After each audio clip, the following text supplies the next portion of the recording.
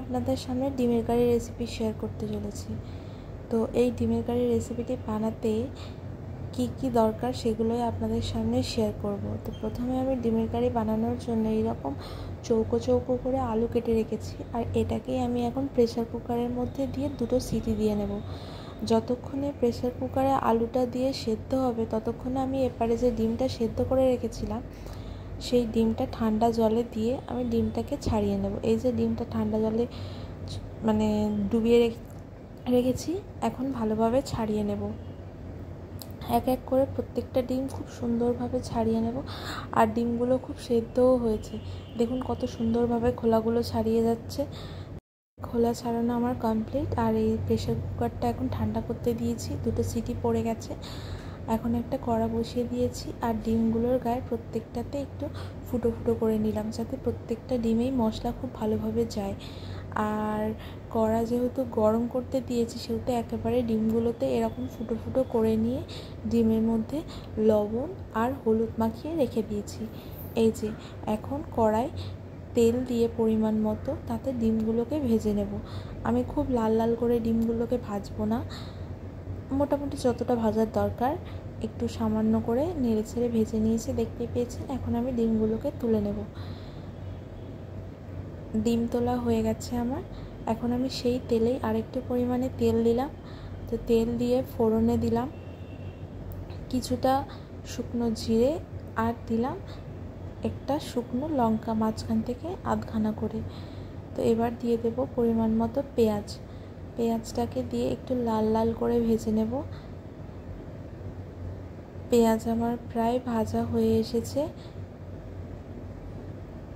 লাল লাল করেই ভাজবো, যে খুব ব্রাউন এরকম নয়। আমি আপনাদের প্রত্যেকটা স্টেপ বাই স্টেপ দেখিয়ে দিচ্ছি।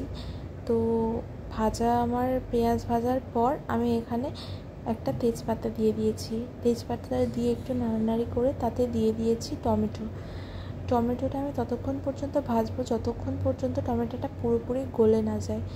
তো যাতে টমেটোটা তাড়াতাড়ি গলে যায় তার জন্য আমি এখানে পরিমাণ মতো লবণ দিয়ে দিয়েছি।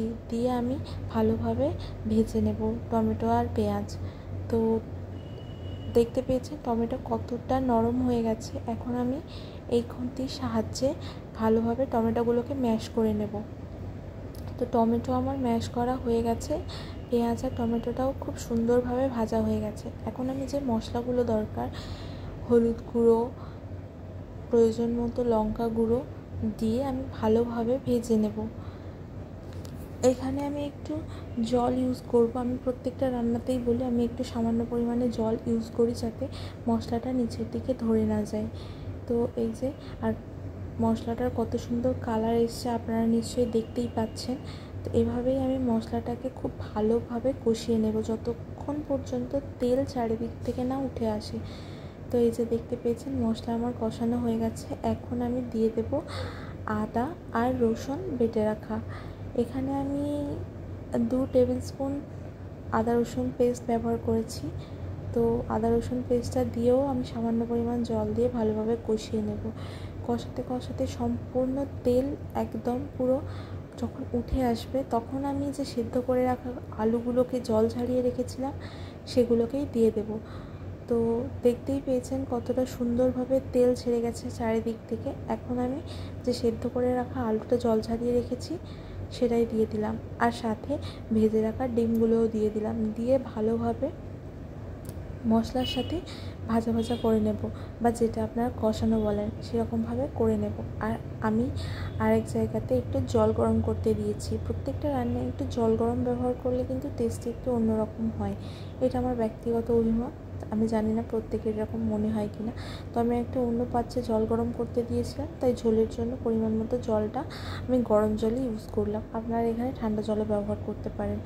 তো জল দিয়ে আমি যাতে সব কিছু ঠিকঠাকভাবে সেদ্ধ হয় তাই চাপা দিয়ে দিয়েছিলাম। 2 মিনিট পরে চাপা খুলে দেখলাম যে ঝোল ফুটে গেছে। এখন আমি একটু চিনি দিয়ে দিলাম। তো চিনি দিয়েও আমি চাপা দিয়ে দেবো আর 2-3 মিনিটের জন্য। 2-3 মিনিট পরে দেখলাম যে প্রত্যেকটা আলু খুব সুন্দরভাবে শুকিয়ে গেছে, সেদ্ধ হয়ে গেছে, ঝোলটাও প্রায় একটু শুকিয়ে এসেছে, আর কালারটাও খুব সুন্দর হয়েছে।